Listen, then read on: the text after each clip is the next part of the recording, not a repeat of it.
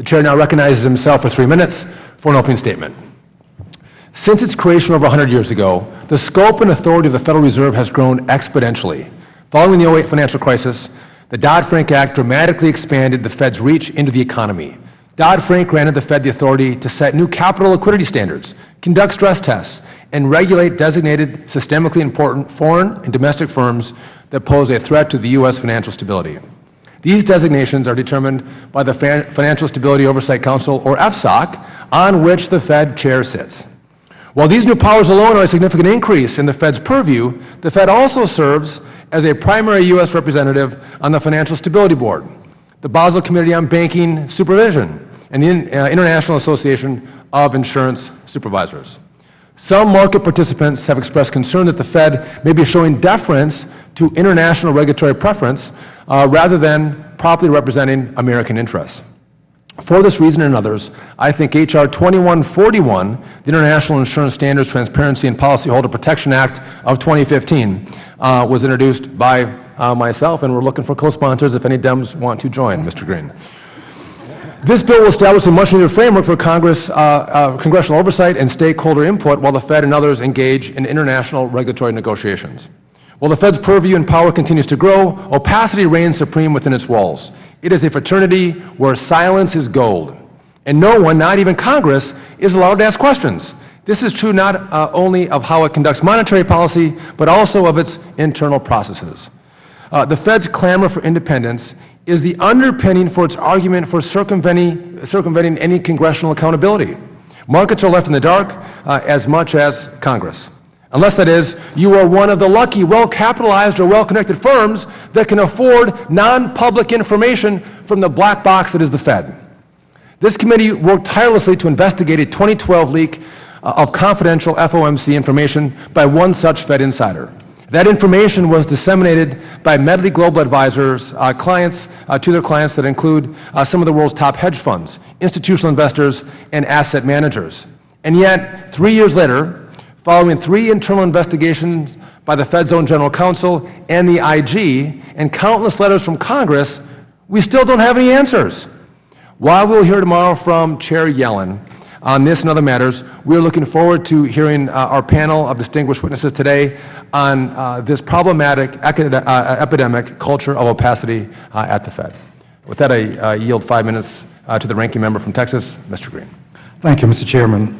I thank the witnesses for appearing as well, and I'm honored to have an opportunity to hopefully ask some questions that will give us all some additional insight.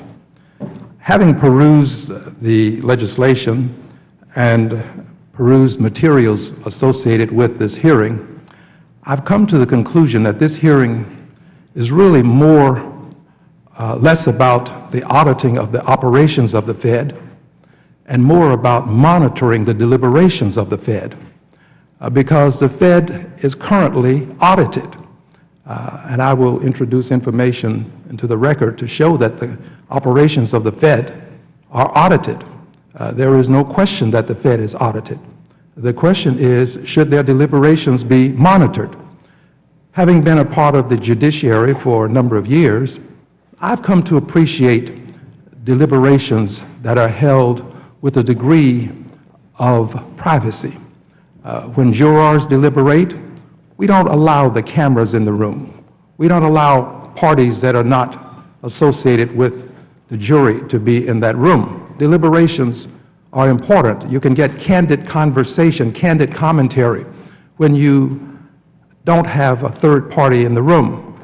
So deliberations are important. We go into executive sessions to have deliberations so that we can speak candidly about issues. So this is really about the deliberations of the Fed. It's also more about the superintendency of the Fed than the transparency of the Fed. The superintendency in the sense that there seems to be a desire to manage what the Fed does. We have oversight. We are not overseers of the Fed. And our oversight authority we should exercise, and I fully support oversight of the Fed. But I don't think we want Congress to oversee the Fed. I think it would be a mistake of the highest magnitude to allow what we do here to infect the Fed. We can barely make decisions. There is great stagnation, and there is a lot of politicization of what we do. Do we really want to politicize the Fed by injecting the decisions of Congress into their deliberations? So I think also that as we go through this, it's going to be important for us to recognize that Congress has put Fed in the position that it's in. The Fed has served us well, and at some point, the independence yielding to the interference can become outright meddling. Do we want to meddle in the deliberations of the Fed? I think not. Now, with reference to the leaks, the Department of Justice is investigating, and the Department of Justice has the tools to perform a proper investigation. The Department of Justice has indicated a desire to complete this investigation. I support a thorough investigation of these leaks, but I don't want it done, this investigation done by Congress to the extent that we encroach upon what the DOJ is doing, and to the extent that we may in some way create a climate such that the DOJ won't be able to perform its duties effectively. The DOJ has indicated that it would be prudent to withhold certain testimony until it has had an opportunity to complete its investigation. I want the investigation done. I support what the DOJ is doing, but I don't want to find ourselves in the circumstance that we have with the CFPB, where Congress is taking the lead on an investigation and where we don't have all of the due process in place that should be accorded people who are being investigated. I look forward to working with the committee chairman, and if he can craft a piece of legislation that he and I can agree upon, of course I'll sign on to it. I yield back. The gentleman yields back. I look forward to that. The chair now recognizes the gentleman from Pennsylvania, the vice chair of this subcommittee, Mr. Fitzpatrick, for 1 minute for an opening statement. Thank you, Chairman, and also to the witnesses for being here with us today. Oversight of the federal government, whether it's agencies, individuals, or other institutions, is crucial to our system of checks and balances. The system provides an opportunity for democratically elected representatives to ensure these organizations are accountable to hardworking American families and ensure that their day-to-day operations are transparent. Today, this committee's role is to determine whether or not one such entity has grown too large or too rapidly without the express consent of the American people. Over the last 5 years, the Federal Reserve's system of influence over the economy has grown through the development of new rules and requirements for our financial institutions with little involvement or consultation by Congress.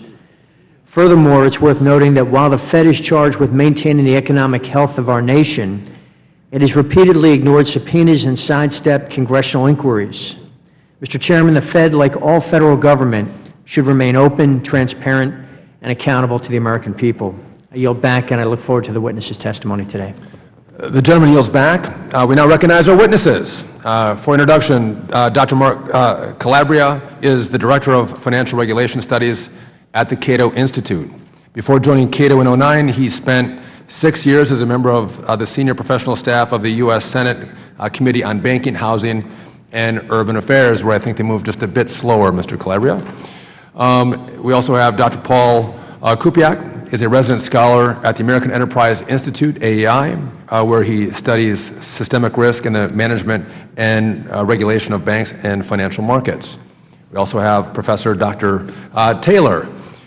He is the George P. Schultz Senior Fellow in Economics at the Hoover Institute and the Marion Robert Raymond Professor of Economics at Stanford University.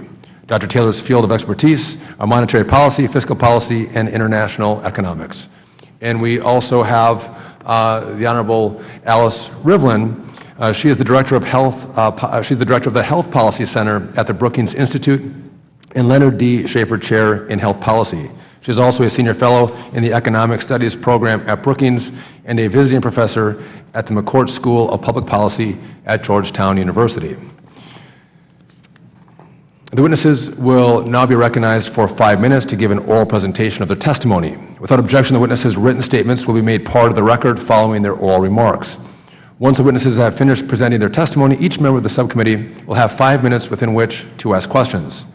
On your table, there are 3 lights. I think all of you are very familiar with this. Green means go, yellow means you have 1 minute left, and red means your time is up. The microphones are very sensitive. Please make sure that you are speaking directly into them. With that, Mr. Calabria, you are now recognized for an opening statement for 5 minutes. Thank you. Chairman Duffy, Ranking Member Green, and distinguished members of the subcommittee, thank you for the invitation to appear at today's hearing, and let me also say what an honor it is to be part of such a distinguished panel. The word accountability is often used in Washington without reference to a clear meaning, so let me begin my remarks by citing Webster's, which defines accountability as an obligation or willingness to accept responsibility or to account for one's actions. My fellow panelist, John Taylor, has detailed elsewhere how the Federal Reserve bears some responsibility for the boom and bust in the housing market that led to the financial crisis. I detail in my written remarks a number of Federal Reserve regulatory mistakes that also contributed to the crisis. Prominent among these was the Fed's support of using credit default swaps to lower bank capital, the Fed's push for adoption of Basel II, as well as the Fed's approach of off-balance sheet risk-taking by our largest banks. Inherent in being accountable is first coming to terms with one's mistakes. I would submit to the subcommittee that we have yet to see the Fed atone or even admit to its contributions to the crisis. Instead, what we have seen is repeated spin by the Fed with the intent to distract us. In no way has the Fed been held accountable for its monetary regulatory mistakes. In fact, it has been rewarded by Dodd-Frank with increasing powers and responsibilities. This is, of course, to say nothing of the personal rewards that its senior management has received despite their own culpability. The logic behind Dodd-Frank would lead us to believe that the same entity which believed it was wise to allow Citibank to hold tens of billions in off-balance sheet risk without any capital backing that risk is best qualified to now conduct similar supervision of large non-banks like MetLife. Financial reform would have best been served had prudential supervision, in my opinion, removed altogether from the Fed and placed another agency such as the FDIC. Researchers have found, for instance, that countries with central banks also engaged in bank regulation witness more frequent crises as well as having greater levels of inflation.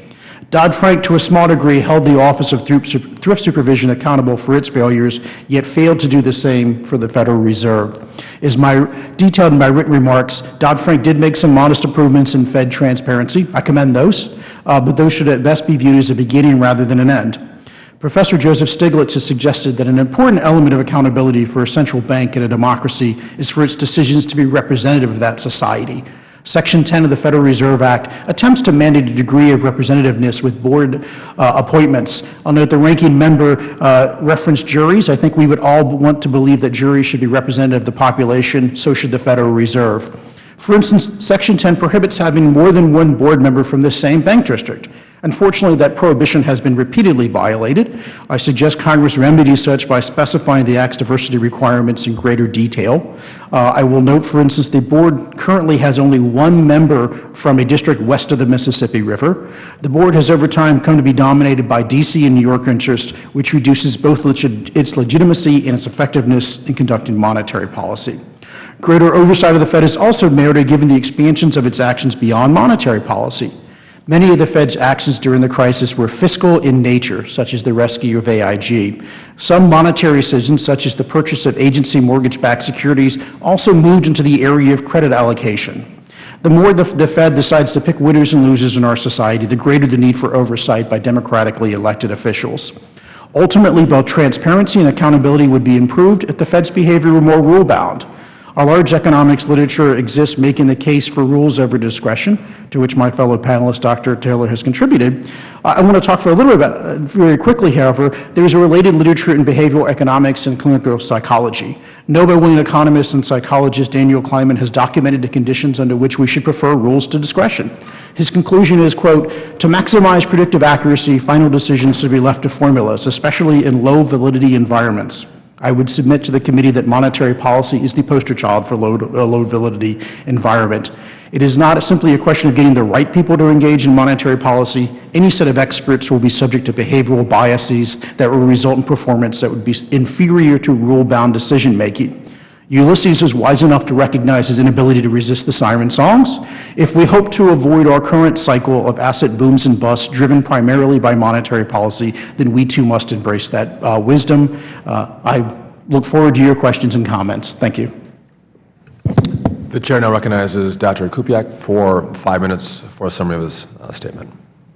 Chairman Duffy, Ranking Member Green, and distinguished members of the subcommittee, thank you for holding today's hearing and for inviting me to testify. I have submitted detailed written testimony which I can only summarize in my oral remarks. The Federal Reserve was created by Congress, and Congress has the duty to oversee this creation. The Fed's method for implementing monetary policy have changed drastically since the 2008 financial crisis. Many significant Fed policy changes merit deeper congressional investigation. Some of these include the FOMC's recent decision, without congressional input, to reinterpret price stability to mean annual expected inflation of 2%. The practice of continuously redefining the target rate of unemployment that will trigger higher interest rates. Claims that the prolonged zero-interest rate policy promotes economic growth without creating conditions that lead to serious financial instabilities, and credible assurances that the Fed's dual mandate of price stability and maximum employment will not be sacrificed to international pressures should financial market panics occur in Europe, Asia, or elsewhere. Many Federal Reserve regulatory activities also merit closer congressional oversight. For example, Congress should exercise much closer oversight over the Fed's involvement with international standard-setting bodies, particularly the Financial Stability Board. The Fed is a key member of the FSB. The FSB formulates global financial stability policies. It designates globally systemically important financial institutions and crafts international supervision agreements for their regulation and the regulation of international financial markets and institutions, and it sets capital regulations for these firms. The FSB's goal is to impose uniform international financial stability policies on its members, and so it's no coincidence that FSB agreements subsequently become U.S. financial regulatory policy. The Fed should inform appropriate congressional committees before it negotiates and finalizes FSB policy directives, as these directives look a lot like international treaties, at least to me. To date, FSB designations have presaged all FSOC designation decisions, which raises questions about the integrity and independence of the FSOC designation process. The FSB, you may recall, published a list of insurance G-SIFIs, and later these same G-SIFIs were designated by the FSOC, despite protests from multiple U.S. insurance regulators. Many assume that this pattern will be repeated when the FSOC addresses shadow banking and other insurance designations. In a second example, Congress should examine the reoccurring Fed holding company stress test mandated by Section 165 of the Dodd-Frank Act. These stress tests are very expensive, both for banks and for bank regulators, and yet there is no evidence that these tests are a cost-effective method for supervising individual financial institutions or for identifying hidden risks in the financial sector. Since stress test models have large estimation errors, Fed stress test outcomes are at best wags, merely wild guesses of how these individual institutions will perform under imaginary stress conditions. Under the stress test, the Fed imposes individualized regulatory requirements on institutions. Sometimes these are punitive, but there is no mechanism to appeal disputed Fed judgments to independent arbitration. The arbitrary and uncertain character of these tests makes it difficult for banks to anticipate their capital needs and plan for the future. The Congress should also exercise much closer oversight over the Fed's new regulatory responsibilities in the insurance industry. The Fed is now examining insurers that have long been examined and are still examined by state insurance supervisors. About one-third of the insurance industry is now facing Federal Reserve supervision. For these firms, the Fed is now imposing bank holding company standards on top of the capital standards set by state insurance regulators. The Fed is also involved in international bodies that set international capital standards for insurers, and there is fear within the industry that bank-like capital standards will be imposed on insurance firms throughout the U.S. The Dodd-Frank framers were careful not to create a national insurance regulator, and yet the Fed is taking steps that make it de facto a national insurance regulator. The Fed is also opaque on a number of other issues. It sets its own accounting standards, and these standards deviate from generally accepted accounting practices in ways that may obscure the Fed's true financial condition, especially when interest rates begin to rise to more normal levels. They also act as if they are shielded from disclosing operational details that are routinely disclosed by other government agencies. For example, information on staff salaries, benefits, and hiring practice, and most recently, by refusing to answer congressional requests for information on Fed investigations into FOMC information leaks. Congress must step up oversight and insist on greater Fed transparency. Thank you. Thank you. The Chair now recognizes Dr. Taylor for 5 minutes for a summary of your statement. Thank you, Mr. Chairman, other members of the committee for inviting me to testify today. One of the, I think, most productive ways to assess the committee's and the Congress's concern about lack of transparency and accountability at the Fed is to look at the trends and what has happened in recent years. As I look back, I see that one of the most important transparency and accountability reforms, say, in the last quarter century, was the Fed simply announcing its target for the federal funds rate. That was in 1994. Before that, people had to guess what the target was. They had to read the tea leaves. And I think that lack of transparency gave advantage to those who were able to get the information. It also caused considerable confusion about what the target was. The reform fixed that. The Fed took a number of additional steps in more recent years, I think, to increase transparency, including releasing projections of forecasts and interest rates, holding quarterly press conferences, announcing a numerical target of 2% for the inflation rate. However, there's been important countervailing trends in my view. For example, in 2000, the Fed stopped reporting ranges for future growth of the money supply as part of its policy. It removed those as part of the process by which the requirement to report was removed from the Federal Reserve Act by the Congress.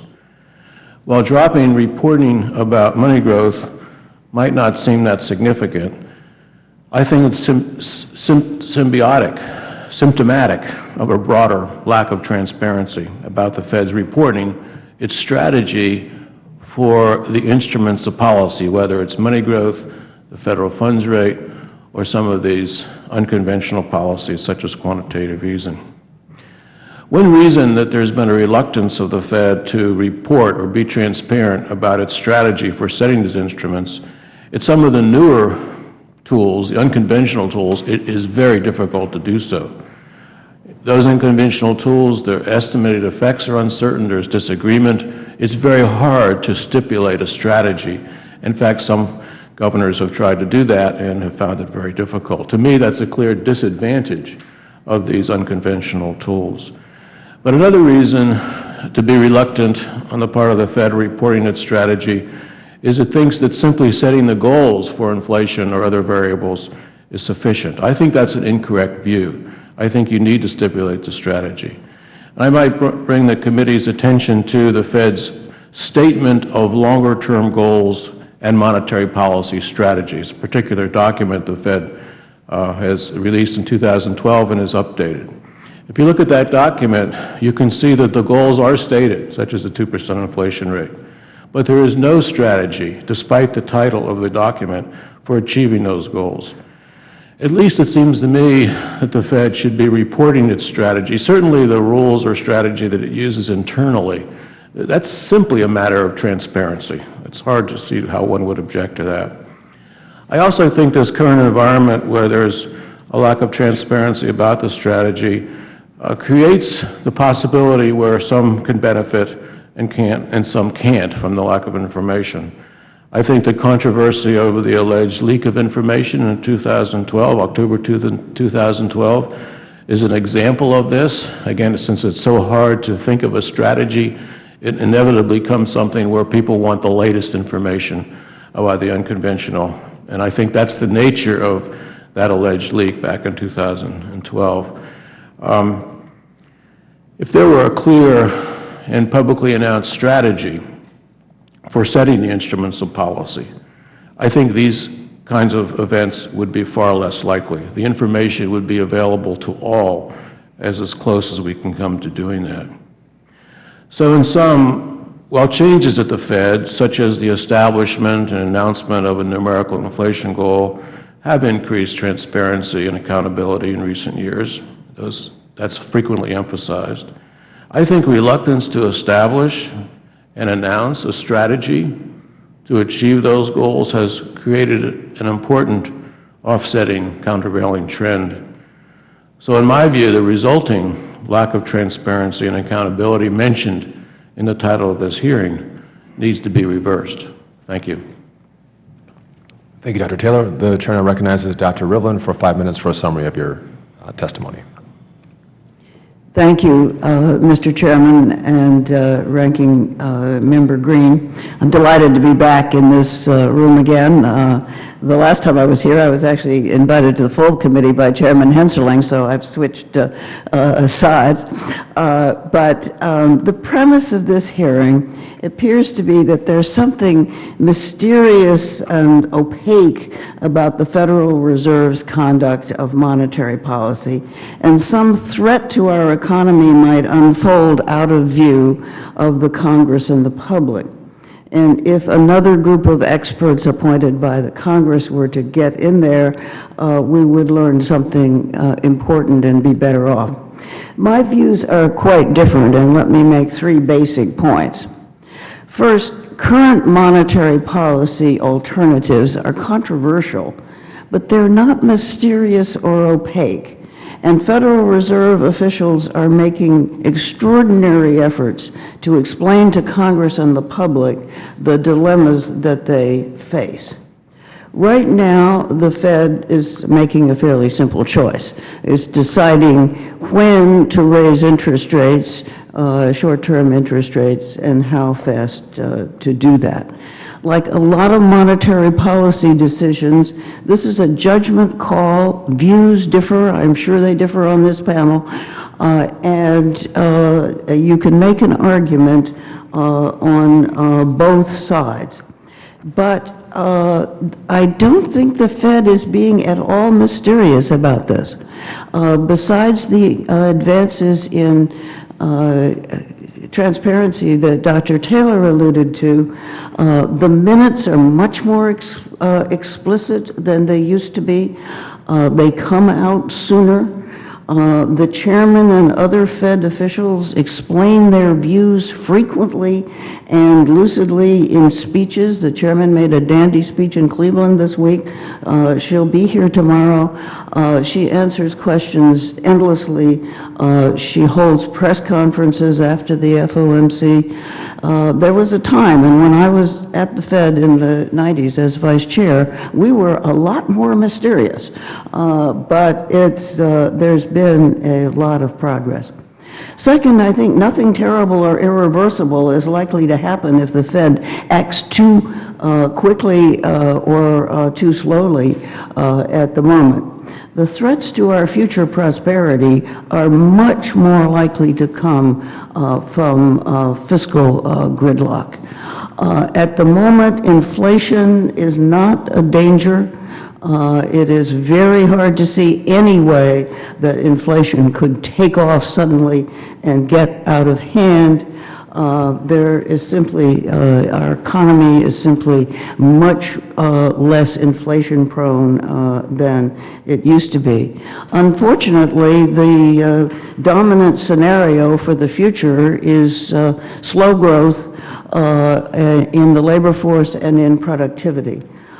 Fiscal policy has a chance to turn that around by investing in infrastructure and science and in the skills of the labor force, and by offsetting those investments with long-term control of our rising debt. I think that is a very great responsibility, and it's a responsibility of the Congress and the President, not the Fed.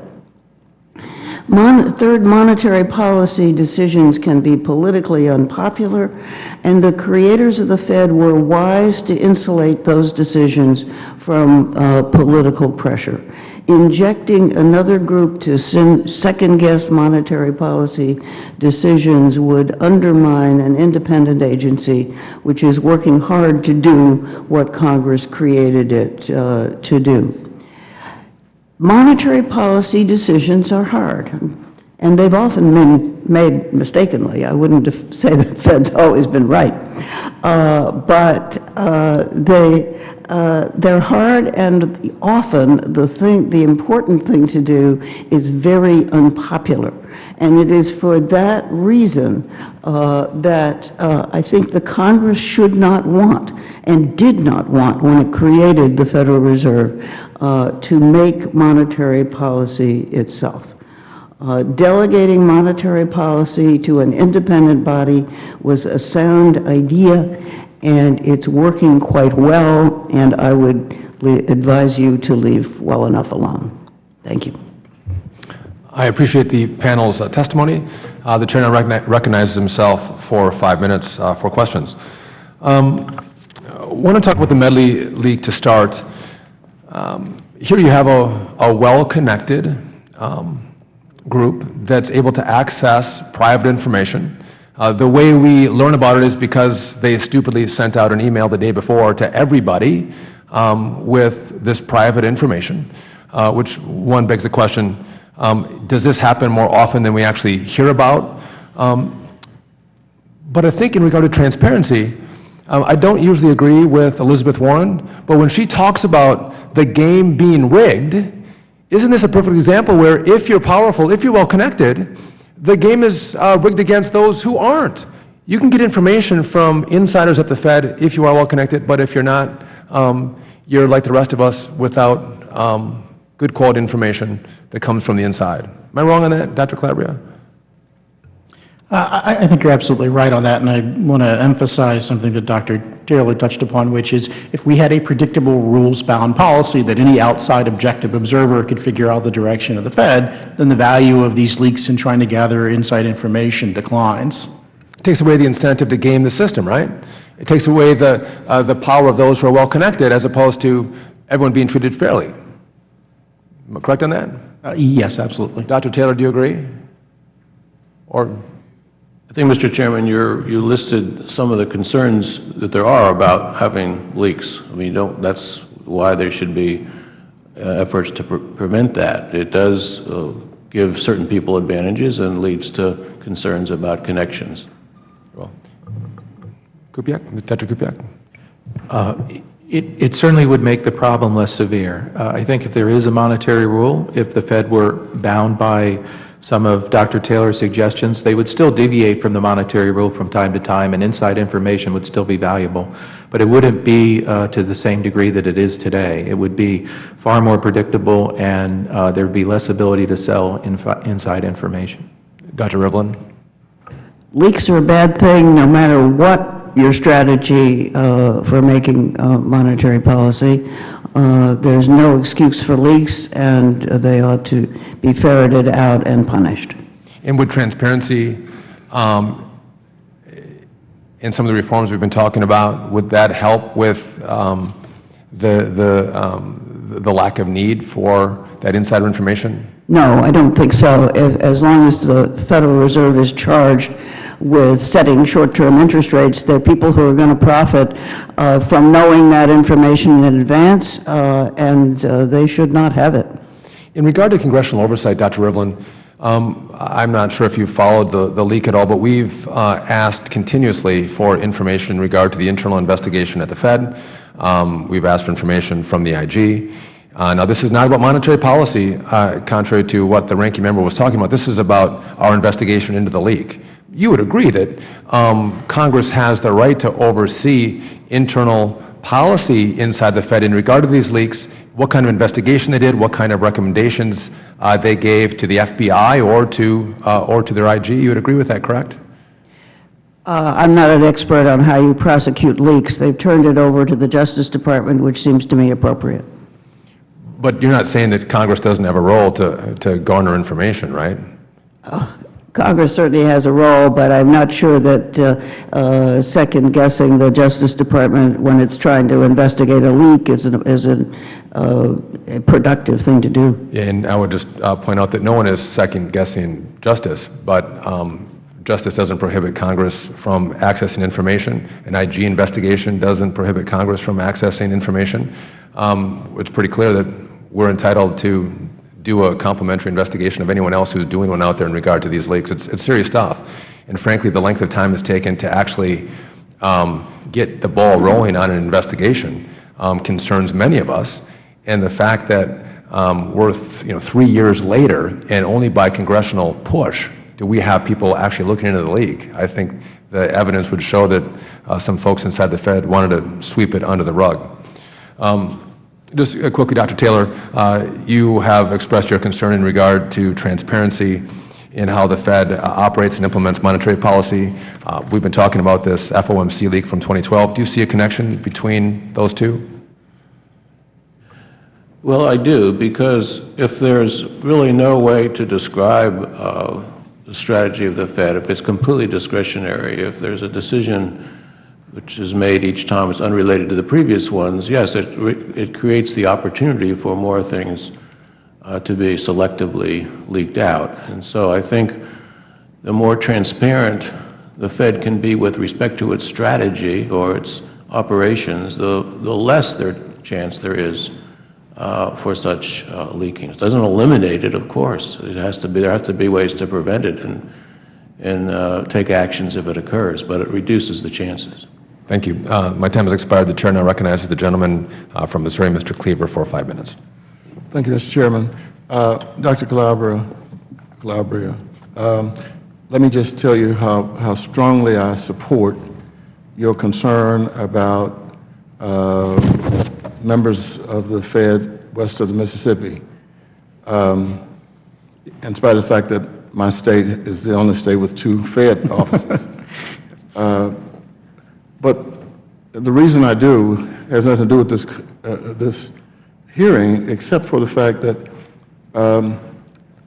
the federal government leans to the East Coast in almost everything, including spending, and that's why I am an obsessed person as it relates to earmarks. It is one of the dumbest things that I think we could do is say, I was elected by Congress and the Constitution gives us the right to spend, but we're going to give it to the President and the administration, and the money continues to lean toward the East Coast.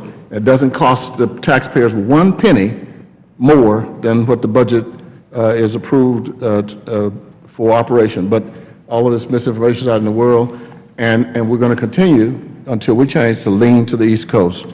And I don't intend to live on the East Coast. There's some nice people there. I'm not mad at any of them, just as I'm not upset with you from our last meeting. But the other thing is I also think that it is important for us to all make sure we understand that this is not about who supports trying to investigate the leak. In my real life, I'm a United Methodist pastor. You leak information. You talk about confidentiality. The bishops, you're out of the church. So I feel very strongly about it, and I think we ought to prosecute to the fullest extent if the FBI can get to the bottom of this. The other thing, I support the chairman in calling for this investigation and information to come to this committee. My concern, though, is that I think, we almost had a bill approved, the Federal Reserve Transparency Act, which required a number of audits, some of the things that we've been talking about here. And the chairman might remember, and it was bipartisan, incidentally, strongly bipartisan, not this normal stuff that we say bipartisan when it's one member from the other side. I think we had almost 100 Democrats on the bill. It was introduced, as I recall, by Ron Paul. and we were going to pass it up until the last day, until there was an amendment by Congressman Watt from Charlotte. And I think that if we had a spirit of working together again, we could probably deal with some of the issues that we may have some mutual concern about. But my question, and I'd like to ask Dr. Taylor, if not the Fed, who? I mean, we have a number of responsibilities that must be operated to preserve our economy. And if the Fed doesn't do the monetary and credit oversight or the supervision and regulation of banking or providing financial services to depository institutions, who does it? Do we just forget it, or do we pass it on to another agency? What happens? Well, there's no question with respect to monetary policy, the Fed has the responsibility, and Congress has oversight, but it's been given that responsibility, and I think that's, in principle, is the way it should be. When you go beyond monetary policy to regulatory matters, then there are, of course, other agencies, federal agencies and state agencies, who can, and sometimes they're better off doing this. There seems to me a disadvantage to having one agency do everything. It creates more power than I think is necessary. So in its wisdom, there has been a delegation to different agencies, some federal, and in our system, some state. It seems to me that makes sense. One can worry about how that organization takes place. So one of the things that happened in Dodd-Frank was to really merge the Office of Thrift Supervision into the Controller's Office. It made sense. It was some bringing together of things that shouldn't have been separate. So you can think about it, but it seems to me, with respect to monetary policy, the Fed has the responsibility. I would add one thing. You know, if an agency expands its mission, so what's frequently called mission creep, then I think there's a concern. We have in our system a way to separate powers. The Congress has roles for appropriation, for example. And I would just add, perhaps on the side to your question, but putting the agency in charge of the financial issues in the Fed without the scrutiny of the appropriation process seems to be not in the direction. That's, in a sense, given extra power to an agency. I'm talking about the Consumer Financial Protection Bureau, of course, which doesn't seem appropriate. Gentleman's time has expired. Thank you, Mr. Chairman. Chair recognizes himself for 5 minutes. Chair Yellen, who will be before the full committee tomorrow, has recently admitted that she had a meeting with Medley Global Advisors. They're, of course, the political intelligence firm that obtained the leaked information, FOMC information. Dr. Calabria, should members of the Board of Governors of the Federal Reserve be speaking with political intelligence firms who are in the business of selling their clients access to the political decision makers?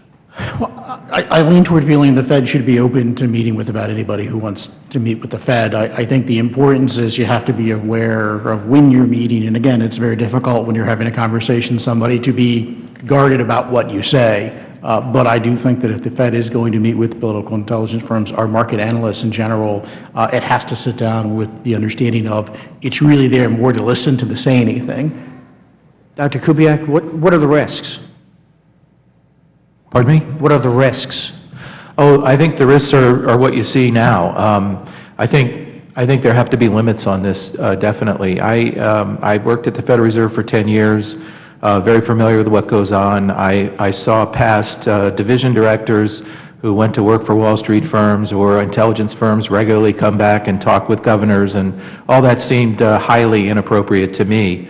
I share Mark's opinion that the Federal Reserve in its communications with the public in general has to meet with people that want to meet with occasionally, but I mean, you can limit these things. For example, Federal Reserve governors, according to the Government Sunshine Act, you can't have more than, I forget how many, 3 or 4 of them meeting at any one time, or it has to be declared a meeting. So they can't even talk with the other governors in private. So I think there are definitely rules that could be put in place to limit this.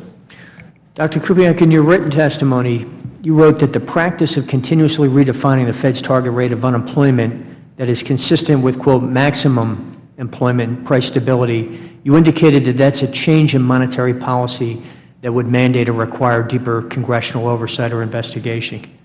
I think the Fed has changed its operating policies to such a degree since 2008, and many of these things are big deals. The QE policies, the policy, their mandate is price stability, yet in 2014 they redefined price stability to be 2% annual target inflation rate. Now, inflation targeting is common, but they did that without any consultation with Congress, without any discussion.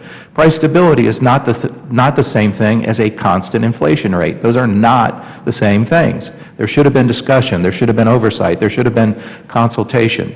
The unemployment rate, it's the thing that we discuss over and over again. For one of these days, we're going to hit the right unemployment rate in the next 2, 3, 4, however many years, where the Fed's going to raise rates. But there's no way you can tell from the discussion goes on that what the target rate is. So this interjects the uncertainty. It gives rise to the insider information and the problems we see. Something that's more constrained by some kind of stated target would be much more acceptable, or at least some discussion with Congress about that.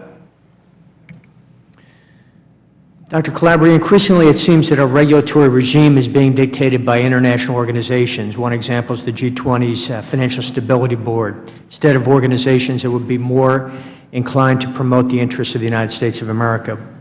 Why do you think this is occurring? Well, I certainly think we need to be very concerned when you see these designations, then therefore FSOC follows up and the pressure comes there. So certainly as a start, in my opinion, the U.S. representative should not be voting for any sort of delegation of a U.S. firm that FSOC itself has not already voted on. The process needs to start there rather than the other way around. Certainly, and we saw this come out during the trade debates, and it's just as relevant here, the extent to which we actually see these regulatory bodies engaging in treaty making, and I think that's a very real concern, and there has to be vigorous oversight of that area. What are the long-term risks of ceding the authority? Well, I think the risk there that you get decisions made that aren't necessarily democratically accountable. You don't get decisions that are input from other regulators. So FSOC, for instance, was meant to be a process where the other regulators would have some input. So for instance, from the Federal Reserve might go to the Financial Stability Board and discuss insurance companies without having the insurance representatives of FSOC as part of that process. That cuts out that ability for FSOC to be truly representative of the agencies in question. So to me, I'm not a fan of FSOC, but we decided to set it up, and we decided to set it up to concentrate those decision-making in that body, and therefore the Fed and Treasury and others should not be making decisions that are within its jurisdiction. Thank you for your response. Chair now recognizes the gentleman from Virginia, Mr. Hurt, for 5 minutes. Thank you, Mr. Chairman. I thank the members of this panel for joining us today. I had a question that might be a little larger than looking at specific situations where we need more accountability at a granular level. I was struck by a phrase that Dr. Calabria used in terms of the role of a central bank in a democracy, the role of a central bank in a democracy. And I start from going to our Constitution, which of course sets out our legislative powers in Article 1 and the executive powers in Article 2. As we've seen over recent years, and this has been, of course, exaggerated by the Dodd-Frank Act, the Fed has an enhanced role in policy making, more regulatory powers, more policy making powers as opposed to just monetary policy. Yesterday, Chairman Nagelbauer hosted a roundtable on the issue of the liquidity in the corporate bond market, and the question, of course, is whether or not the market is liquid and can withstand future stress, and the risk that poses to pensioners and ultimately to taxpayers. I think it's ironic, and I think my constituents in Virginia's 5th District would find it ironic, that you look at a housing policy prior to 2008 that fueled a bubble that burst and left homeowners and taxpayers on the hook. Here, in response to the crisis in 2008, we have a zero interest rate policy that has fueled a corporate bond market or bond issuance on the one hand, and now you have the Federal Reserve playing a major role with the right hand in strangling that capacity to be able to absorb those issues and the marketplace. And so I guess my question and I'd ask Ms. Rivlin to begin and then go to Dr. Taylor and then Dr. Calabria, but from the larger standpoint, from a structural standpoint, should we be concerned about this, about the amount of power that the Federal Reserve has as part of the policy making that has such an important effect on our economy, and where is the accountability to the American people who ultimately should hold policymakers accountable? Yes, I think you should be concerned about it. I do believe you need to set monetary policy, an independent central bank, and we've got one. With respect to regulatory policy, I think there are some serious issues here.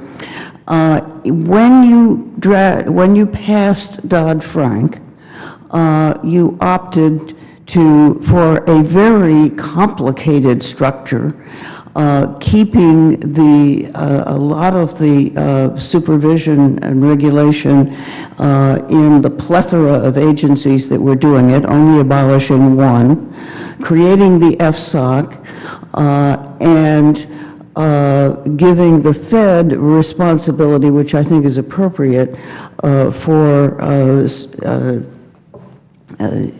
for major systemic risk.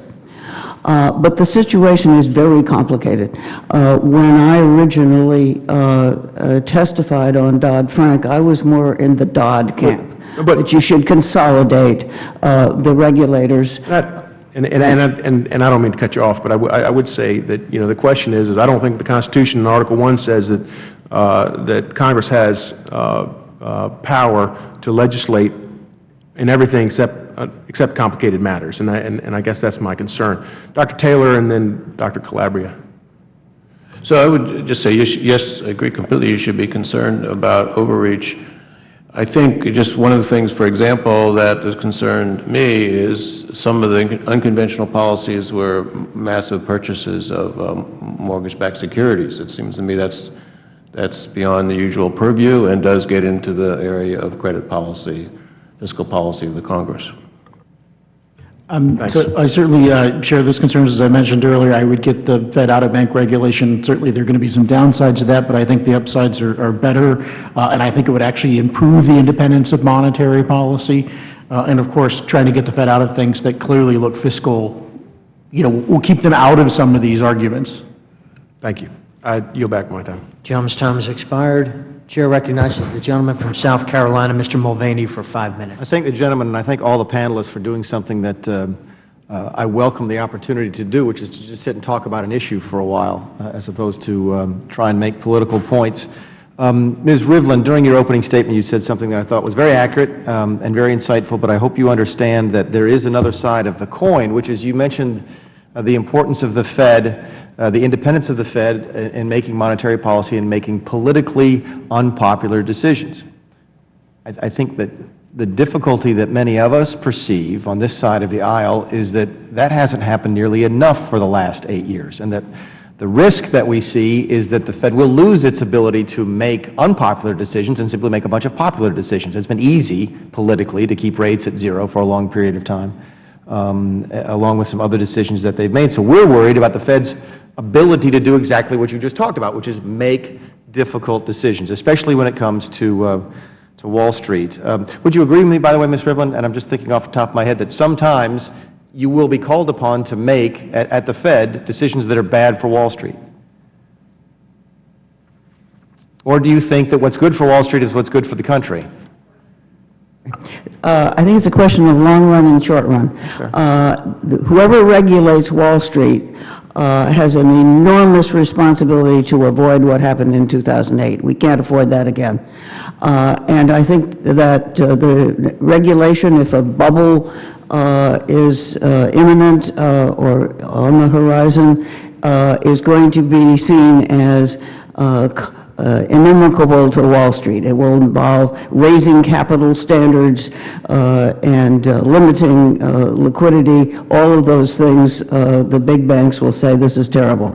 They will need to be done to avoid another crash. And in the long run, Wall Street and Main Street benefit from having a strong economy and one that does not repeat the mistakes of 2008. And certainly I agree with that. I just guess I ask you to consider as you go forward and you look at this issue that some of us, myself included, are concerned about what we perceive as, and this is not the right word, but the parallel would be regulatory capture within the regulatory agencies, that the Fed becomes so close to Wall Street that it becomes incapable of making a decision that would be against the short-term interests of some of the folks that it oversees. But that's not what I want to talk about. Dr. Kupiak, I want to talk about what we came here today to talk about, which is some of the things we can do better going forward on Fed oversight. And you mentioned something that was of interest to me. We've had a couple of hearings this past months on the IMF, and you said to pay closer attention to the international regulatory bodies. Tell us a little bit more about that and what you think we might be able to do on that front.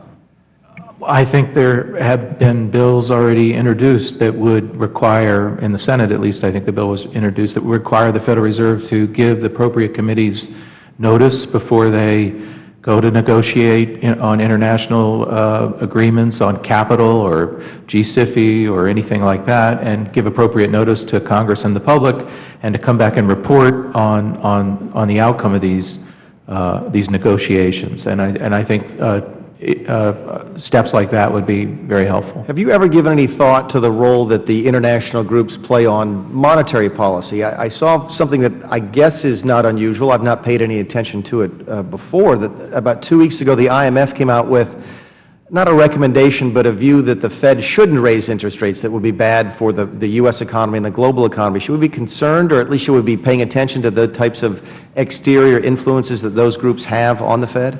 I think the Fed demonstrated in 2008 it was really the central bank to the world, and I think these international pressures to influence domestic monetary policy that should be targeted at domestic U.S. interests will come. And I think you could interpret the Lagarde comments, the IMF comments, two ways. It could be giving the Federal Reserve cover not to raise rates, even though they had telegraphed it for the last so many years that eventually rates would rise, and it gives the Fed an excuse not to raise rates. But you could look at it the other way, that there will be international pressures, I think, in the future when other parts of the world stumble badly and they want dollar liquidity. There will be push to have the Federal Reserve act. Dr. Taylor, very quickly, because we have very little time, you mentioned in your opening statement about the new document, the Statement of Long-Term Goals and Monetary Strategy, and you said that it was a little short on strategy.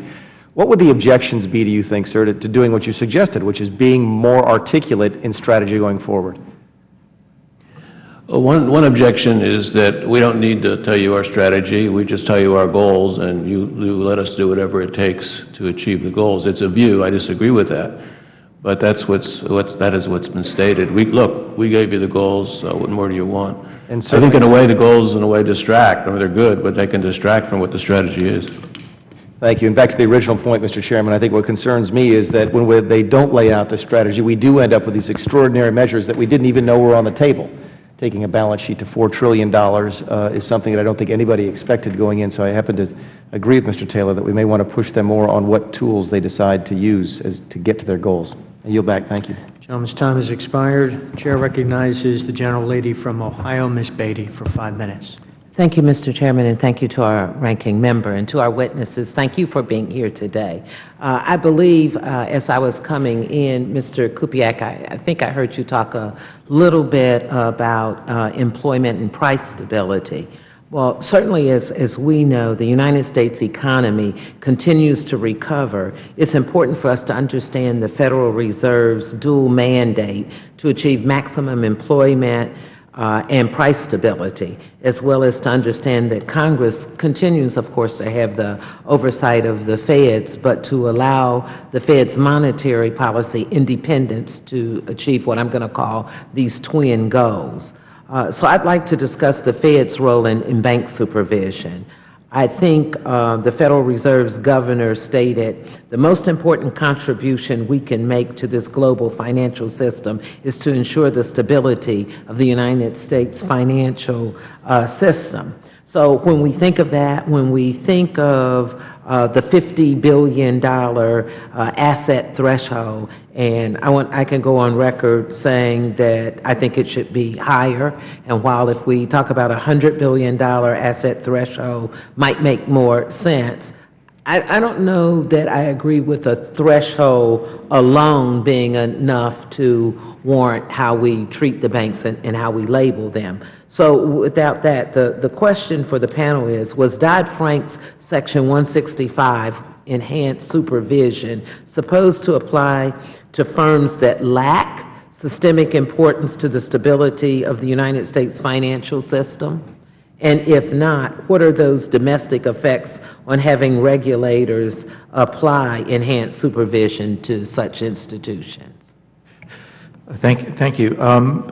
The Section 165, if you read it, and I'm sure you have, it is about financial stability. The enhanced prudential standards are standards that are supposed to be imposed because the firms they're imposed on, if they were to get into financial distress, could cause a crisis. They could cause financial markets to lock up, to dysfunction. And so the whole idea that a $50 billion institution could bring the U.S. financial markets to its knees, I think, is crazy. The $50 billion threshold is way too low. Last week, I testified in Chairman Neubauer's committee, the Committee on Financial Institutions, on a more appropriate way to designate institutions, and this is going back to the modification of Congressman Luetkemeyer and his colleagues' bill, where the FSOC would consider designations. But other than to differ from Congressman Luetkemeyer's bill, the whole financial systemic risk debate has moved to designating subsidiaries as critical for the financial system. So if you look at the resolution policies that we now are being promoted internationally and domestically by the FDIC, they say what you really have to do to maintain financial stability is if a firm gets into trouble, you have to keep the subsidiaries open and operating to prevent financial systemic risk. And so what I would argue is you would look at the subsidiaries and designate subsidiaries as being the systemically important subsidiaries, and that would take away the whole threshold. So you could be a large firm, but you could be well diversified and have a number of small subsidiaries, and none of them might be critical for the function of the financial market. So I think it really is the way the resolution ideas are moving, and it would mandate legislative changes to Section 165 of the Dodd-Frank Act and how we designated firms. Okay, in my last few seconds, as certainly you know, by law, the Federal Reserve conducts monetary policy to achieve maximum employment, to stable prices, and moderate long-term interest rates. Dr. Rivlin, would you please discuss, to the best of your knowledge, what effects the federal monetary policy has, if any, on employment and perhaps through sustained low interest rates or on wage growth? Well, the Fed has a couple of ways, several ways of affecting the level of activity in the economy. The most obvious one is control of short-term interest rates, and in an economy that's operating below its potential, and recently we've been way below our potential, it can stimulate some investment and activity by keeping rates low. During the recent years, they also realized they needed to keep long-term rates low, and that was the reason for the bond buying and the quantitative easing. These are fairly blunt instruments, but they use them as well as they can, and I think by and large they're doing a pretty good job. Gentlelady's time has expired. Chair now recognizes the gentleman from Illinois, Mr. Holmgren, for 5 minutes. Thank you, Chairman. Thank you all for being here. Appreciate your work and your words today. I want to spend just a couple minutes and address this to Dr. Kupiec, if I could, talking just a little bit more. And I think at the opening statements of the hearing today, we certainly heard a difference of opinion of role of Congress in oversight of the Fed and whether that should happen or not, or whether the Fed should be completely independent. And I just see, again, following up on Chairman Duffy's questioning a little bit about the 2012 leak, FOMC leak of information there, and really just raising concerns for me and others, but also failure to disclose that to Congress, additional concerns there as well. I wonder if you would talk just briefly about really the benefits of proper oversight that happen to the marketplace as we are truly doing our job as a Congress to oversee the Fed, but also negative effects if we fail to do our job. Yeah, Dr. Kupiec.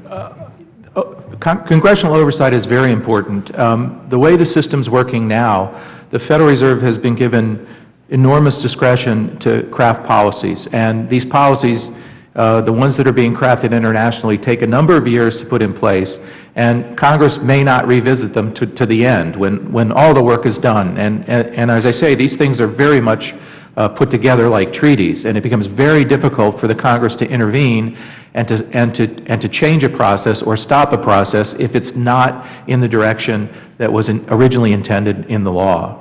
So it's important to be a part of the process throughout and not jump in just at the end. That's what I elect you for, yes. Yeah. I'm going to shift and talk a little bit about some of the questions I have. Dr. Taylor, if I can address some questions to you. And really looking at these last 6 years, I think we could, I would say, have been defined the Federal Reserve's exceptionally interventionist and discretionary monetary policy. I would say thus far this monetary experiment has not produced desired results, but has created enormous amounts of uncertainty about the future. As we're moving forward and we see the Fed has ended its quantitative easing program and beginning to think about raising interest rates, which we think might happen soon, are we approaching a point where a rules-based approach to setting interest rates, an approach you've supported in the past, would again be useful? And if we do see that type of approach, what type of transparency would also come along with that? Well, I certainly think we come to the point where such a process would be useful. I actually think it would have been useful a little earlier. Me too. To be sure. I actually just a little elaborate. I think the Fed's actions in the panic, lender of last resort actions, have a lot have a lot of good. It was basically hard to disagree with that. Details, of course, but before that, I think what Mr. Calabria mentioned, the rates being so low, which helped induce some of the excesses, that was really not according to the rules that worked in the 80s and 90s, and then subsequently to that, the unconventional policies, et cetera, I think were not effective. So the sooner the better in terms of getting back to the things that worked, is why I put it, the things that worked in the past, we would be better off doing that. What can we do to help push that? What do you think our role ought to be in that? Well, I think the best thing is to ask the Fed to describe their strategy, and then there can be a discussion about it. Without going much further, I mean, I agree with the sentiments that this committee, the Congress, cannot micromanage the Fed, shouldn't be doing monetary policy. But it can ask the Fed to describe what its policy is, what strategy is. It can even say, change it if you want, but tell us why. It seems to me that's part of the oversight, part of the accountability.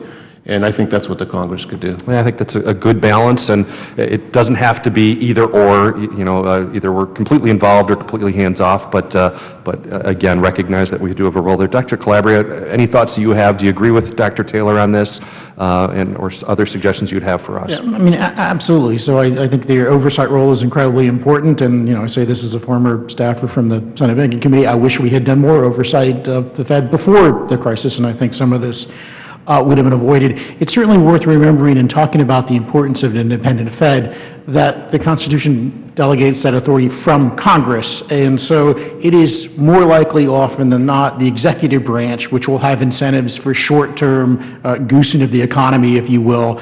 As you know from being up here, the notion that Congress will have one single viewpoint on monetary policy is simply not going to be the case. So I do think it's important for Congress to serve as an important counterweight to the executive branch, which has much more clearly defined incentives in terms of monetary policy. Yeah, great point. Thank you all again. My time has expired. I yield back, Chairman. Thank you. Chairman recognizes the gentleman from Maine, Mr. Poliquin, for 5 minutes. Thank you, Mr. Chair, and thank you, folks, for being here today. I appreciate it very much. With the Chairman Yellen, Chair Yellen, rather, coming in tomorrow for her regular testimony, I think it's a great time for us to dig into a little bit about the accountability that the Fed has with respect to regulating our economy and financial markets.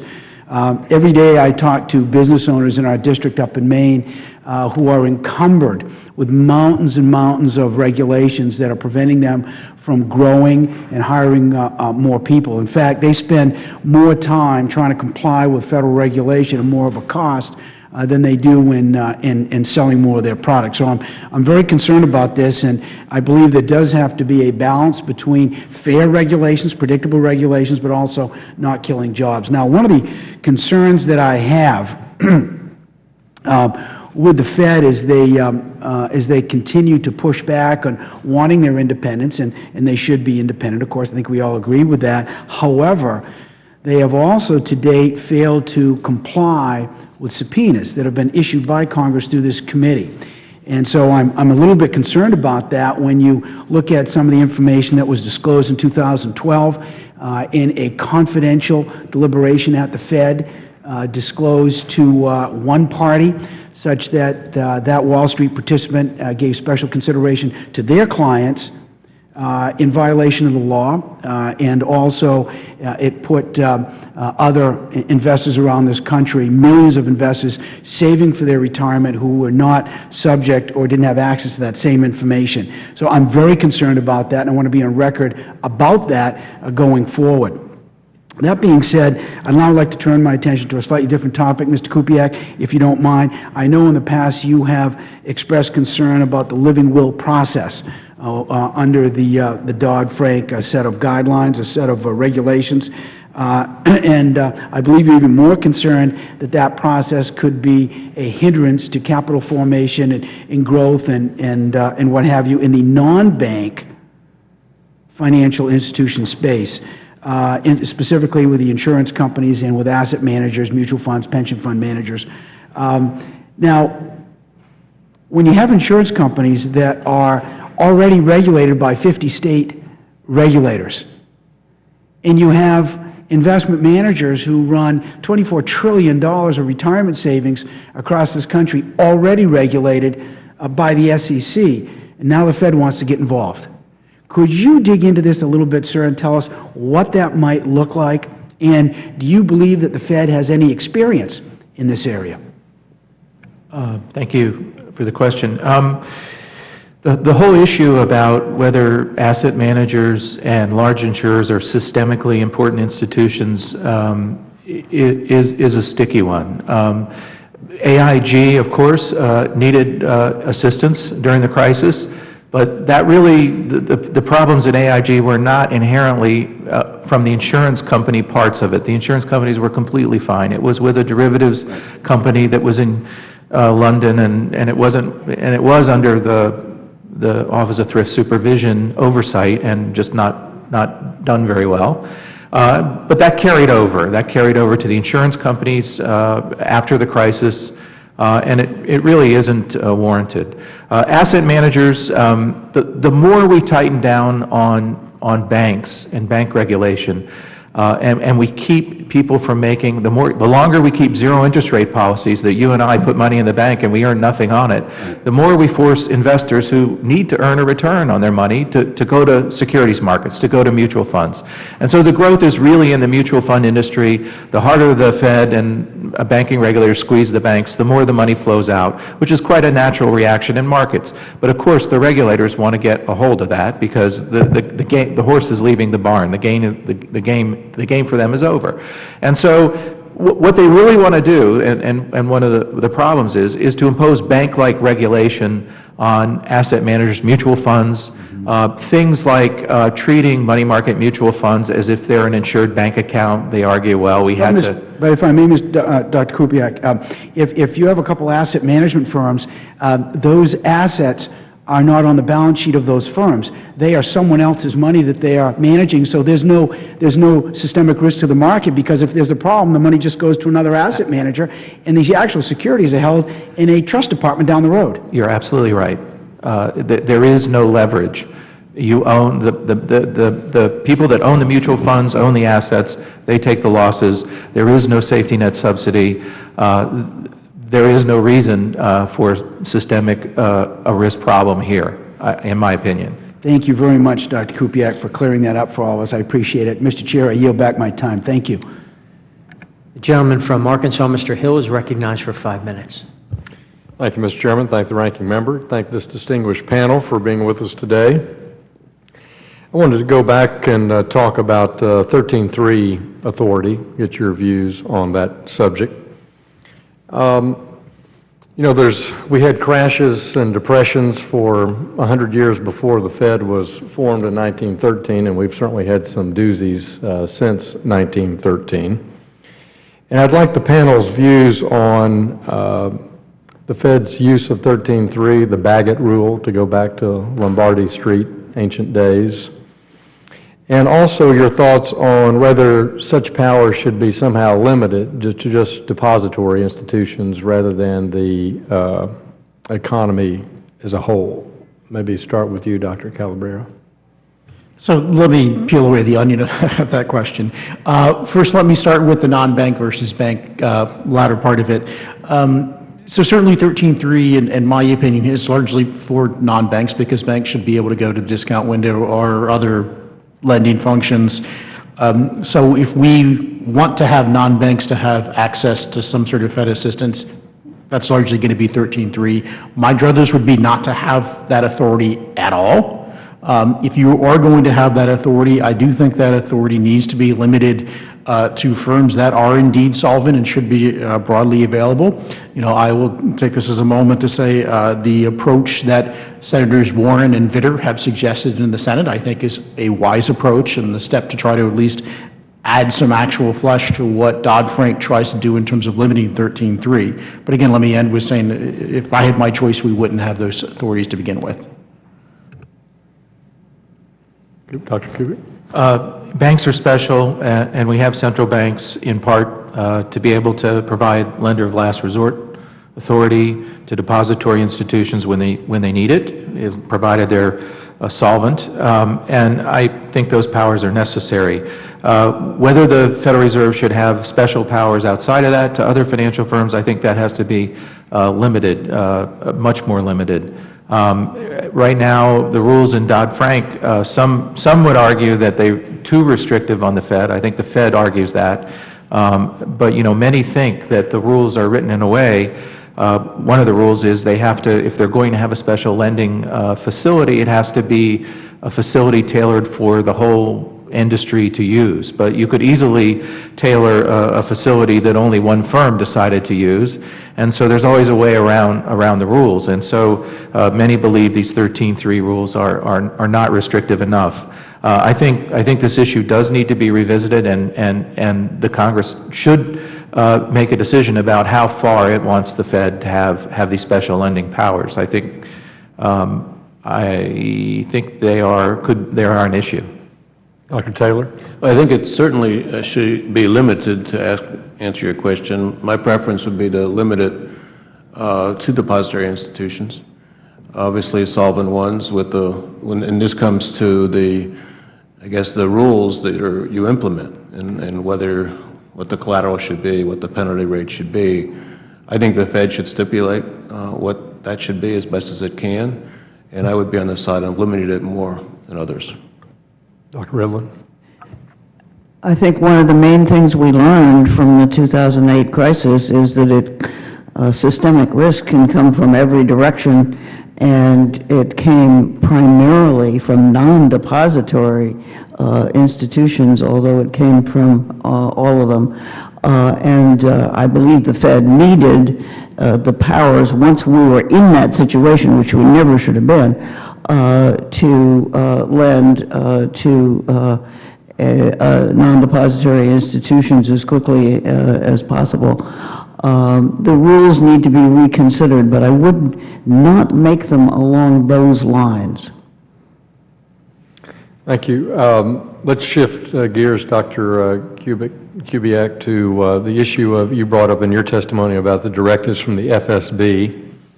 And tell me the statute that our regulators implement without discussion FSB directives. What's the statute in the United States that permits them to do what they're told by the FSB? There is no statute. How do they do that then? It's a mystery. Can you explain the mystery, please, in 9 seconds? The President and the Secretary of Treasury met in G20 discussions on or about 2011 and created this international group called the Financial Stability Board that was supposed to make the world safe for all financial markets forevermore. And so they take it as a directive, I think, more from the executive branch, that the rules crafted in the FSB, somehow they're empowered to put those rules in place in the United States. Thank you. I yield back, Mr. Chairman. Chair now recognizes the gentleman from Colorado, Mr. Tipton, for 5 minutes. Thank you, Mr. Chairman. I'd like to thank our panel as well for being here. Dr. Kubiak is appreciating your words when you're talking about uncertainty in the marketplace and a need for clarity. But I think there's a lot of concern when we're talking about transparency and accountability as we continue to see the federal government, through a variety of different organizations, continue to extend its footprint in terms of regulatory authority. And I think we can make a very credible argument that if we are not having inflation, we are having taxation via regulation, because ultimately these costs are being passed on to the American consumer, driving up costs. But what I'd like to be able to maybe focus on and get your comments on is we have now a lot of our entities that are looking to be able to get out from under the designation of being a SIFI. We have General Electric right now trying to be able to sell off some of its assets simply to get out from under the designation and the onerous provisions that are going to be inhibiting their ability and increasing costs for consumers, by the way. Would you like to maybe speak a little bit about that uncertainty, that lack of clarity that we are seeing out of that designation process? Is it, to quote your words from just a moment ago, is it just a great mystery, a guessing game that we're having to play with? The designation as systemically important under 165 of the Dodd-Frank Act causes a lot of new rules and regulations. One of the most onerous ones is the CCAR stress test, the big stress test that the Federal Reserve Board does annually. And one of the reasons is because it's really a guessing game. There is no good model which you can put in a macroeconomic scenario and accurately forecast how a financial institution is going to perform. That is a fictional story. The people in charge love it because it played well in 2009 with the stress test, but in the fact of the matter is there isn't a stress test anywhere in the globe that ever detected a crisis before it happened, or even designated the firms that got into trouble when the crisis happened. There's just so much uncertainty, you can't model it.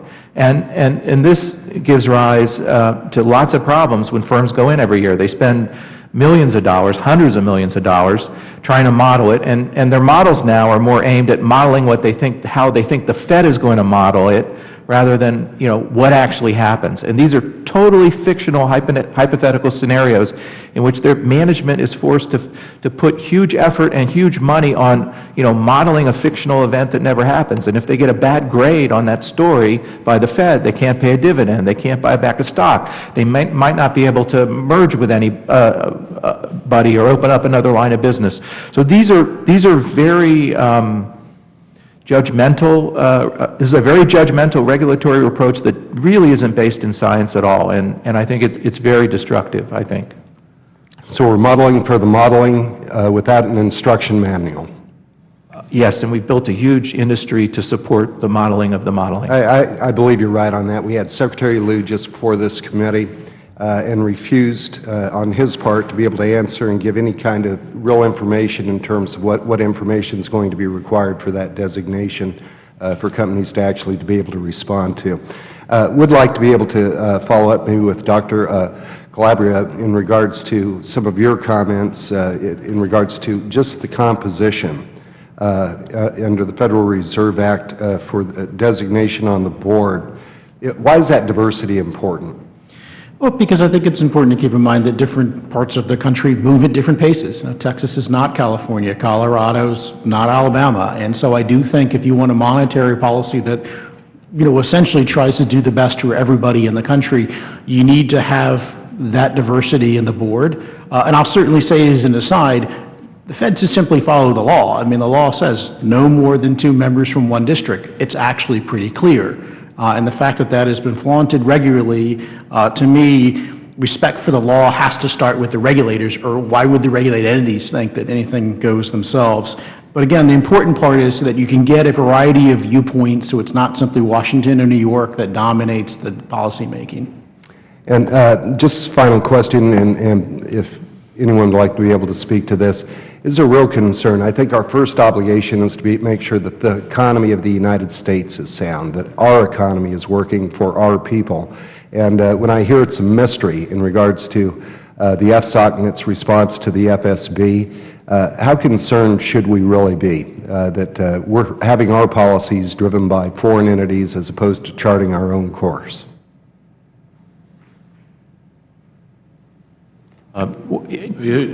You're addressing that generally? I mean, yes, sir.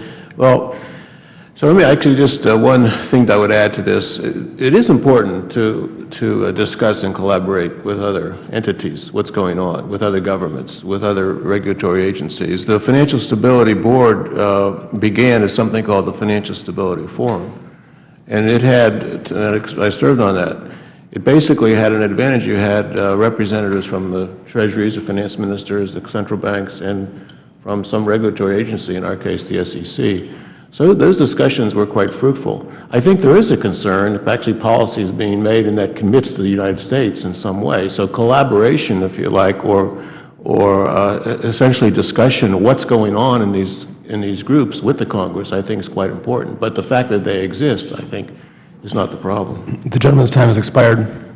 The chair now recognizes the ranking member, the gentleman from Texas, Mr. Green, for 5 minutes.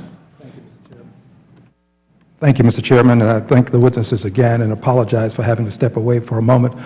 I would like to go to Ms. Rivlin. Ms. Rivlin, on page 3 of your testimony, you indicate that the campaign to audit the Fed is a misleading misnomer. And I'd like for you to elaborate on this, if you would. You go on to indicate, to say that it's nonsense and that the Fed is audited. Would you kindly elaborate?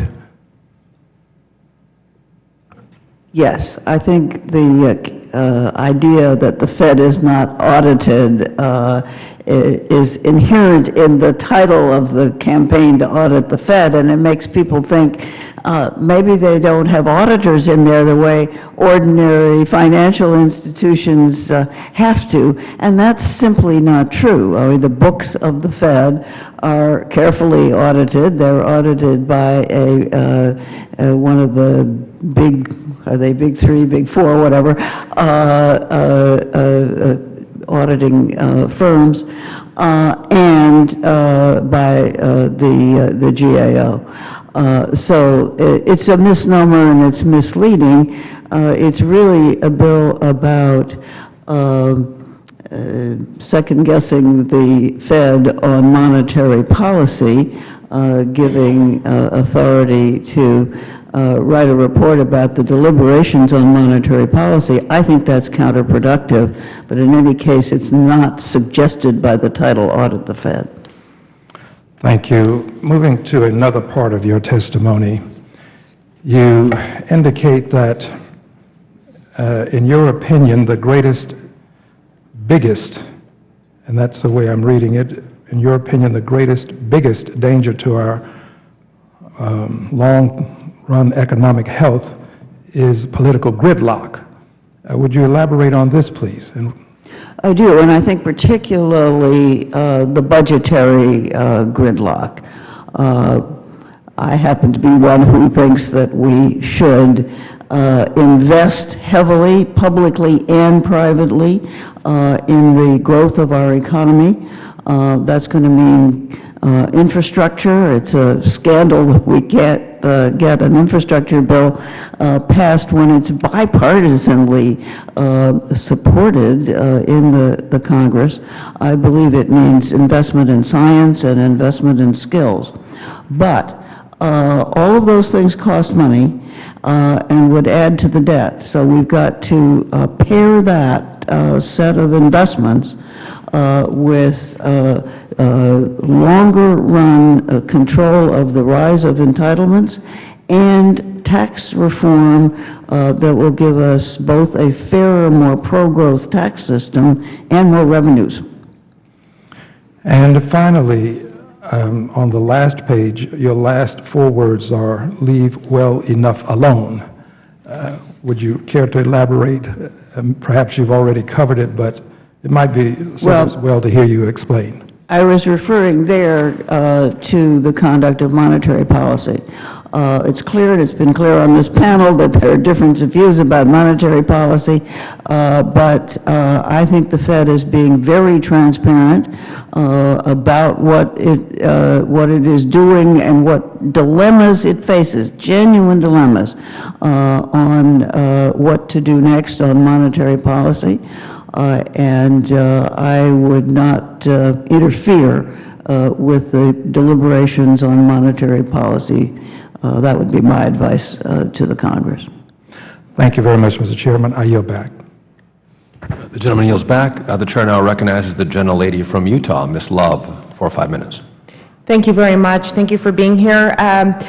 Ms. Rivlin, you spent part of your distinguished career as a vice chair of the Federal Reserve Board, so I want to avail myself in the committee to the value of your experience. As you know, the Federal Reserve has come a long way, I agree with you, in the past 2 decades in improving transparency regarding monetary policy. The 3 that I've seen is the Federal Open Market Committee publishing its decisions following policy meetings. I've seen adding to its statement the votes of individual members, issuing forward-looking guidance, and more recently, the Fed chair conducting press conferences after every FOMC meeting. Meanwhile, my biggest concern is that there hasn't been a similar progress in improving the transparency of the Fed's regulatory policies. In fact, some would argue that the Fed has become more opaque, more secretive with regards to its regulatory policies. Do you agree with that? And if so, how would you explain the Fed's reluctance to achieve similar transparency on the regulation side? I think Dodd-Frank is a work in progress. Everybody's trying to figure out how to make it work.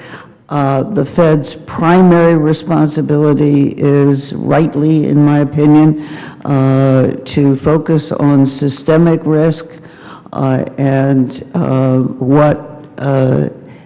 how to avoid another 2008, where we did the wrong things for quite a long time, and then we're suddenly faced with this crisis. But some of the things we've talked about here are judgment calls. How big does an institution have to be systemically important? Okay, so I can actually identify three major problems with the Fed's lack of transparency regarding its regulatory powers. First is confusion. Regulatory institutions don't know the standards by which they are being evaluated. We've heard most recently from small banks regarding the implementation of the Volcker Rule, Basel III requirements, and from larger banks with regard to the stress test and recently submitting living wills or plans by which large banks can be dismantled in the event of failure.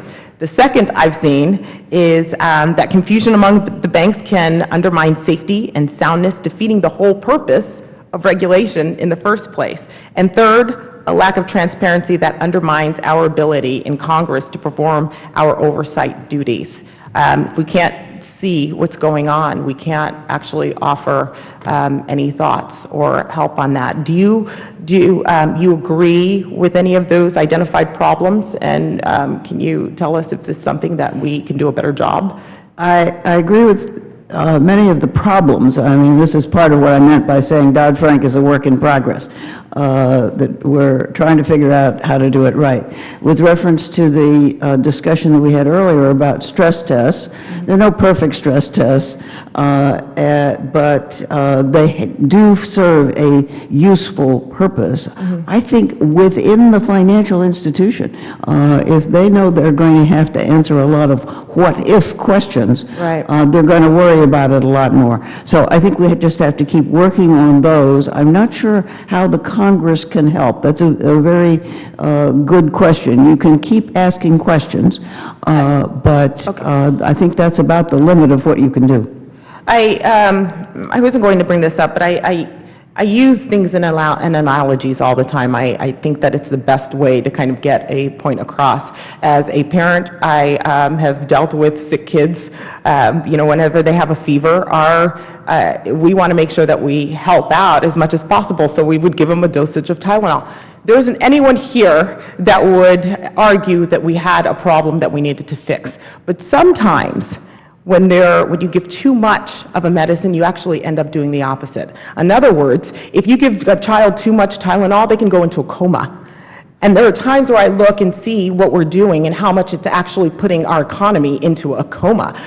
What we're doing to actually help the economy. There are times where our regulatory agencies have actually done the opposite in terms of creating banks, creating such large regulatory burdens that we've created big banks, which is what we've tried to avoid in the first place. So again, we have to make sure that we have the right type of dose. And that's why Congress is here to help, because it's a balance.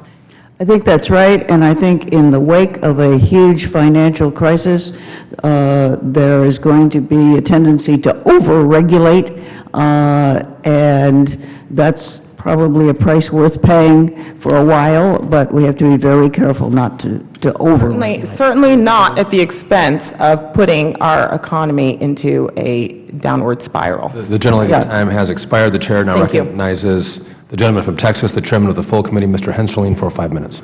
Thank you, Mr. Chairman, and thank you for calling this hearing with this outstanding panel, and that I don't often use that phrase, so I'm very happy that you all have agreed to testify here. I'm sorry more members, particularly on the minority side, did not take advantage of the hearing.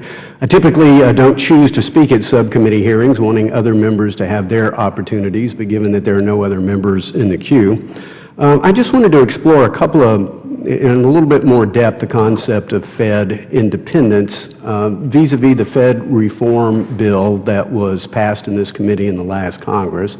And I think the audit the Fed provision, which has frankly been kicking around for several Congresses, it was brought up as well. And I guess I'm trying to figure out exactly how asking the Fed, I guess to use your term, Dr. Taylor, to reveal their strategy on top of their goals is somehow interfering with their independence. If they get to set the monetary policy rule, convention, strategy. If they get to change it, deviate from it, they just have to come and testify in public about it. Do you have concerns about that legislative provision somehow interfering with the independence of the Fed and the conduct of monetary policy, separate and apart from every other new responsibility Dodd-Frank has now added to their plate? And no, I don't have a concern about that. I think it's, in a sense, my experience in government is the other way around. If you have a clearly enunciated set of principles or procedures, then that reduces the chance of giving in to somebody who's asking you to do something special, whether it's outside of government or inside of government. I think it's very, very important. I think also the history of the ebbs and flows of Fed independence, de facto independence, is it frequently is related to the administration, not the Congress. So it seems to me there shouldn't be a concern about independence as that legislation is currently constructed. Well, I think we all know that the Board of Governors have 14-year terms. The Fed has an independent funding stream. So I think, Dr. Rivlin, you used the phrase that the audit the Fed would simply allow Congress to second-guess monetary policy decisions. I think I heard you say that. I guess I would question then, what is oversight? Does oversight interfere with Fed's independence? We certainly second-guess the SEC, the CFTC, the CFPB. It's kind of our job around here in oversight. So are these particularly overly sensitive, thin-skinned people who serve on the FOMC? Or how does it interfere with their independence if the GAO is able to audit after the fact a monetary policy decision for people who have 14-year terms and independent funding stream? Well, I haven't actually understood exactly what this audit the Fed bill or wants the GAO to do. It's very obscure. But I think it's to write a report on what deliberations the Fed went through and how they made monetary policy. And I don't think you'd learn anything very interesting from that. The Fed doesn't have any. But I guess, Dr. Rivlin, the question is, does it interfere with their independence? I think that having another group of people in there writing a report about how these deliberations unfolded and what they did is likely to become quite political, and I think it's unnecessary and not a good idea. I'm sorry, but in the very remaining time, Dr. Calabria? I don't see it as interfering with their independence, and certainly we don't see that in terms of GAO audits of the SEC or the CFTC, these other agencies. They don't sit around and look at every word. As a former banking committee staffer, I would certainly say to me one of the hard parts of the job was to help members of Congress understand how programs worked. And so one of the real values of GAO is to explain to Congress how government programs work. Quickly, Dr. Kupiak, same subject.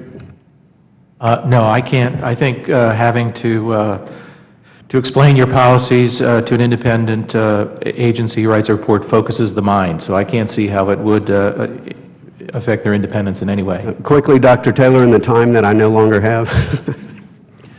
Well, I guess I have to agree with my two colleagues. Thank you, Mr. Chairman. The gentleman yields back. I'd like to thank our witnesses again for your testimony today. This was an informative and enlightening hearing. Thank you. Without objection, all members will have 5 legislative days within which to submit additional written questions to the chair, which will be forwarded to the witnesses. I would ask the witnesses that you respond as quickly and promptly as possible. Without objection, the hearing is now adjourned.